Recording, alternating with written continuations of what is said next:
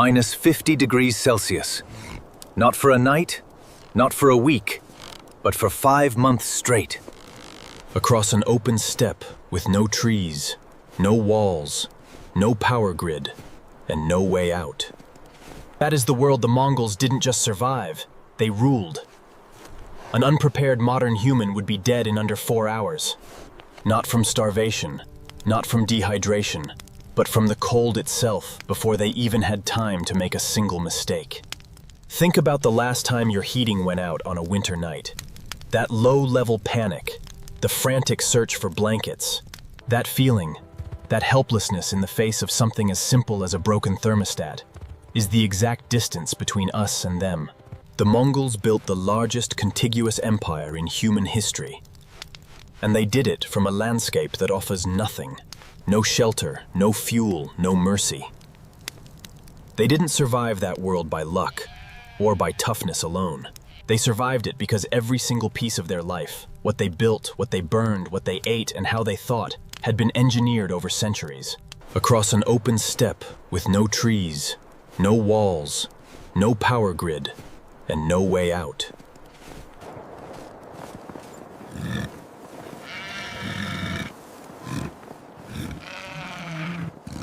That is what we're here to find out. 5 systems kept them alive through those 5 months. The shelter, the fuel, the food, the animals, and the philosophy that held it all together. Stay with me through all 5, because you'll understand the last one completely differently. Once you've seen the first 4, I'm your host, and this is Primal Echoes, where we decode the survival engineering. The history books forgot to explain. The yurt wasn't a tent. It was a portable heat engine that happened to look like one. Every single structural decision, the circular walls, the layered felt, the direction the door faced, the hole at the crown, existed for one reason, and one reason only. Because the alternative was freezing to death in your sleep. Start with the shape. Most people assume the round design is cultural, maybe ceremonial. It isn't. It's physics. Square structures create corners, and corners are where cold air stagnates, where frost creeps in and builds up overnight, where heat disappears while you're sleeping 3 feet away. The yurt's circular wall had no corners, which meant no dead zones, which meant the air was constantly forced into circulation around the central hearth, a continuous convection loop that kept the entire interior alive with warmth. That wasn't an accident, that was engineering. Then there's the felt. Families layered 3 to 5 sheets of thick wool felt. Depending on the season, and between each layer sat pockets of trapped, still air.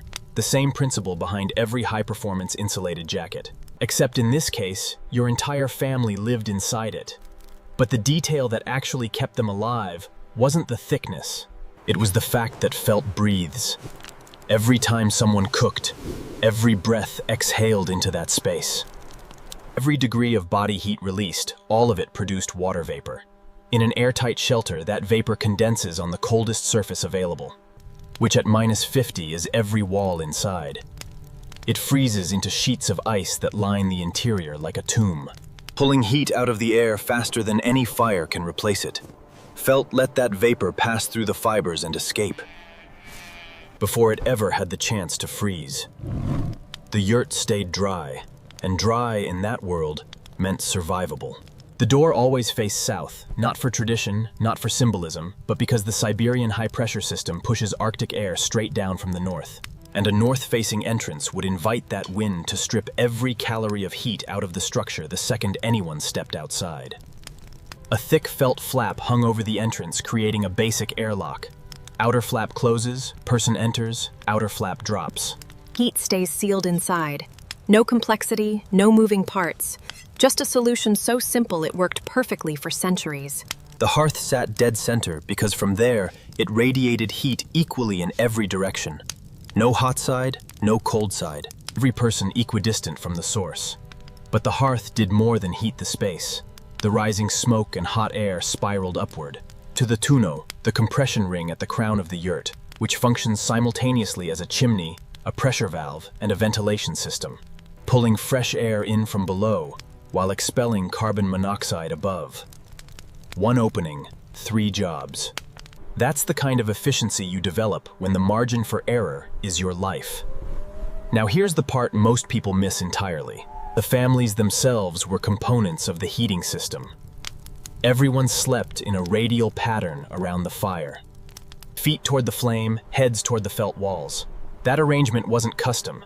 It was a deliberately engineered thermal gradient for the human body, keeping core temperature high while the extremities stayed warm enough to avoid frostbite. And the lattice frame holding all of it together.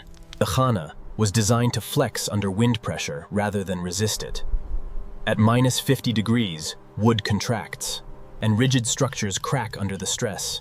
The khana bent, absorbed the force, and held because the tuno at the crown distributed tension outward, like a wheel hub holding its spokes in place.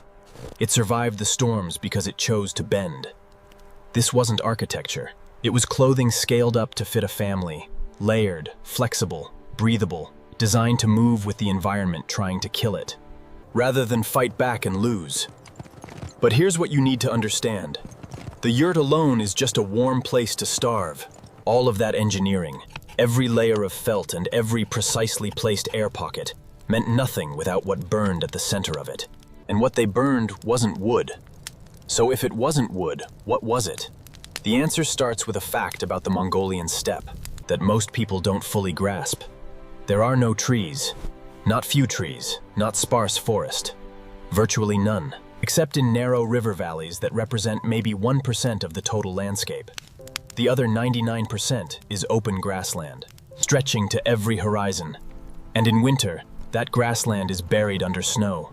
Wood on the steppe was too precious to burn. It went to tool handles, structural repairs, things that couldn't be replaced any other way.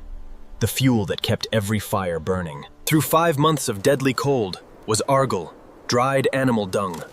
And it was the only reason the yurt worked as a living space, instead of a freezing tomb. Horse dung produced the best argol by far. Horses eat constantly, and that high-fiber grass diet created dung that held its shape as it dried, burned steadily, and reached temperatures hot enough to boil water and cook meat through. Not explosive heat, steady, reliable heat, which matters infinitely more when your fuel source has to last an entire winter. Cattle and yak dung worked nearly as well. Sheep dung burned faster and needed more frequent feeding.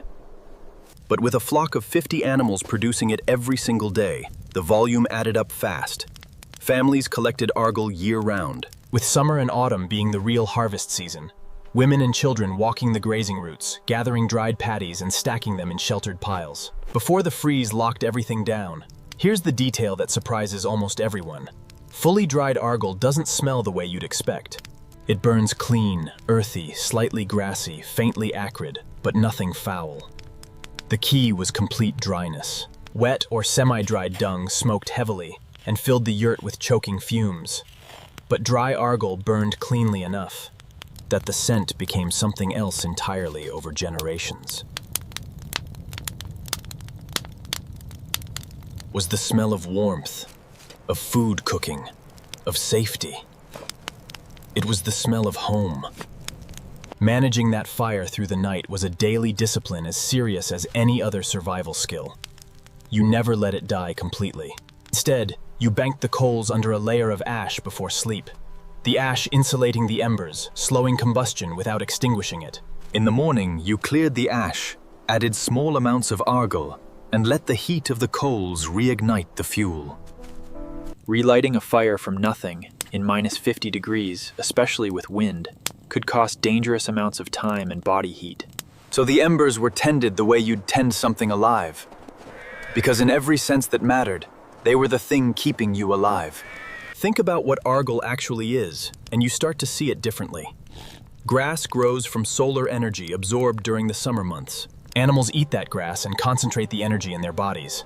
Dung is the byproduct, a portable biological batter that can be converted back into heat. Exactly when the steppe turns into a frozen wasteland, and the sun barely clears the horizon. The Mongols weren't burning waste. They were burning stored sunlight, cycling the summer's energy back into warmth through the bodies of their herds. Without argol, the yurt was just felt and wood sitting on frozen ground. With it, the yurt became a furnace. Heat, in other words, was a solved problem. But heat alone doesn't keep a family alive for 5 months. Now comes the harder question. How do you feed people through a winter when nothing on Earth is growing and every single mistake is fatal?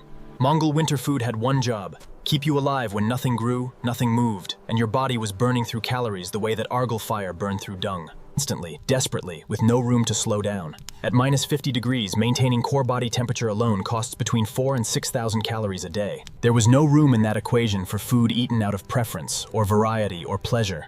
Every single thing they ate had to justify its existence by offering maximum caloric density, preservation stability, or the micronutrients that kept a body from breaking down over 5 months of relentless winter. The first thing you need to understand is borts. In autumn, lean mutton or beef was sliced into thin strips and hung outside to freeze dry in the cold, arid wind. Within weeks, those strips became rock hard, lightweight, dense, nearly imperishable. To eat it, you shaved pieces into boiling water or milk, where it rehydrated into a protein-rich broth that cost almost nothing in Argol to prepare. That efficiency wasn't incidental. It was the entire point.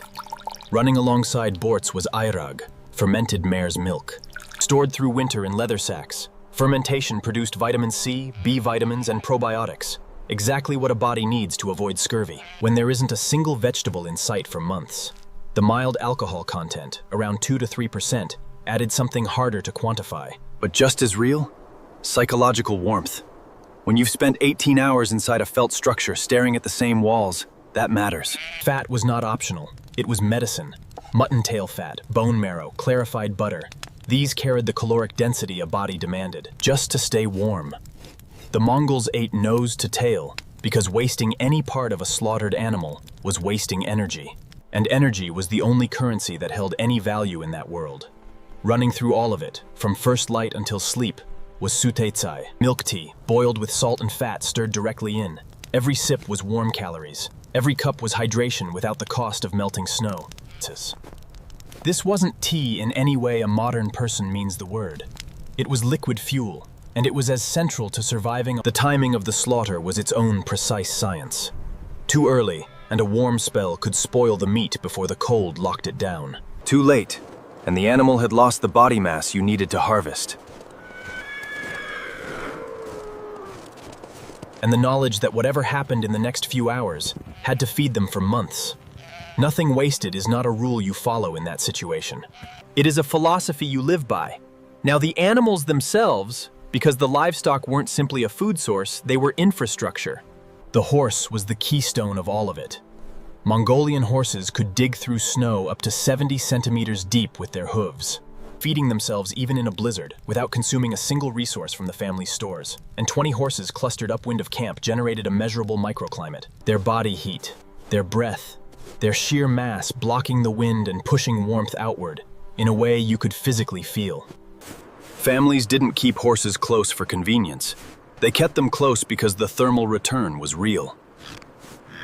Sheep packed into their night enclosures radiated serious collective heat, their wool eventually becoming the felt on the yurt walls. Their milk churned into butter beside the fire each night. And beyond food and warmth, the animals did something no instrument could replicate. They read the weather. Horses turning their rumps into the wind meant a storm was building before a single cloud appeared. Sheep refusing to graze meant a blizzard was still hours away, but already dropping the atmospheric pressure. In a whiteout meant death. That information was worth as much as anything else the herd produced. Heat is solved, food is solved. The animals are part of the machine. Now it's time to see the whole machine at once and understand why removing any single piece of it meant total collapse. Now step back and look at the whole thing at once. The humans built the yurt and tended the fire. The fire burned Argol. The Argol came from the animals. The animals grazed the steppe and converted grass into body heat, into milk, into dung, into living windbreaks that changed the temperature of the air around the camp. The humans managed the animals, read their behavior, positioned them, kept them healthy. The animals kept the humans warm and fed. The humans fed the fire. The fire kept the humans alive long enough to manage the animals. Round and round, through 5 months of darkness and cold that would kill an unprepared person in under 4 hours. This was not a collection of survival tricks. It was not a list of clever techniques you could pick up and set down independently of each other. It was a single living system, where every piece existed in relationship to every other piece, and removing any one of them. The yurt, the argle, the food, the herd, the knowledge to manage all of it, caused total. The kind that kills everyone inside it before the next sunrise. What made it work wasn't any single element. It was the understanding that nothing in that system stood alone. The yurt needed the fire. The fire needed the argle. The argle needed the herd needed the grass needed the season to turn, and all of it needed human hands that knew exactly what they were doing and why. Passed down through generations of people who learned the hard way what happened when they forgot. Every role mattered. Every piece carried weight. And the people who lived inside that system didn't experience it as a burden. They experienced it as belonging to the land, to the animals, to each other, to something larger than any single family or any single winter. The herd wasn't something the Mongols owned. It was something they were part of. And that distinction, that shift from ownership to membership, from using a system to being inside one, is the thing that most separates how they lived from how we live now. We built smart homes. They built living ones.